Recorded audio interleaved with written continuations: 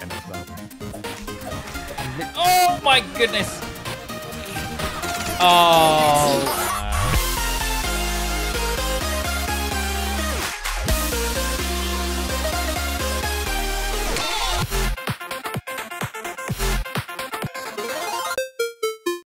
Hello, we're back with another Play or Pass, where we jump into some co-op and multiplayer games and give you our thoughts on whether or not they're worth picking up. And if you want to join myself and Next for more co-op and multiplayer content, feel free to subscribe and sit back each week as we review and play through all sorts of different titles. Today we're covering Grounded, a first or third person survival game that can be played alone or in a party of up to 4. In Grounded you play as one of 4 characters, each of which has been shrunken down to about the size of an ant. And in your shrunken state you'll have to survive in a hostile garden filled with spiders, ants, mites and various other creatures you'll need to defend against. The good guys at Obsidian have even included an accessibility mode for people with arachnophobia. So if you're not a fan of spiders, you can turn them off and enjoy being murdered by things with 6 legs instead of 8. Don't come this way. Look up here. Big thing. Big thing? Yeah, man. Oh my goodness. 1 second, is it alive? Yep. What? Oh my goodness. Oh my goodness, it just... I'm sorry, man. It like teleported to me or something. Oh my word. However, fighting off creepy crawlies isn't the end of your struggle. In addition to the insects trying to end your life, you'll also have to contend with the environment, hunger and thirst.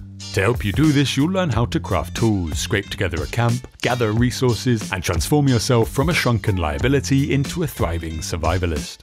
While you go about your day trying not to die, you'll also come across something of a storyline. There's evidence scattered around the map that shrunken people have been here before, and hidden amongst the grass and the dirt, there are hints at the creator of the machine that made you so tiny. Grounded is still in early access, and the devs are slowly adding more and more content as time goes by. So we jumped in to let you know if Grounded is a play or a pass. Staying alive in a survival game is often no small task, but in the case of Grounded it's exactly that.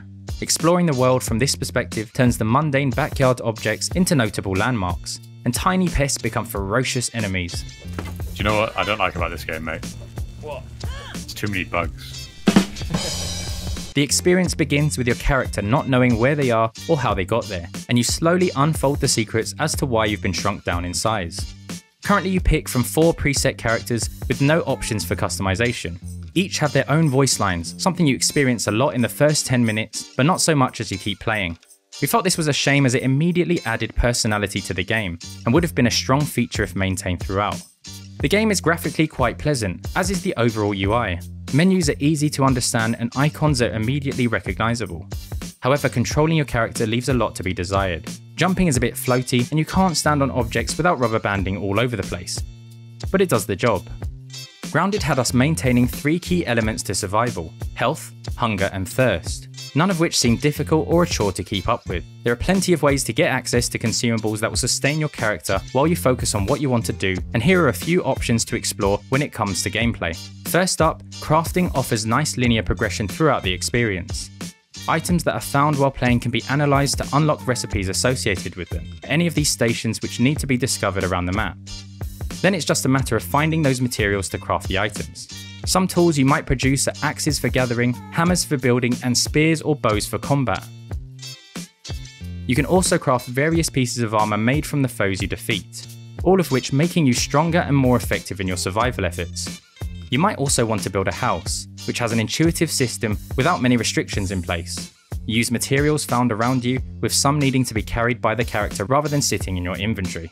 These could be stored on a pallet for future use, and added a fluid pace to building, where you and your pals could see each other putting the effort into the activity.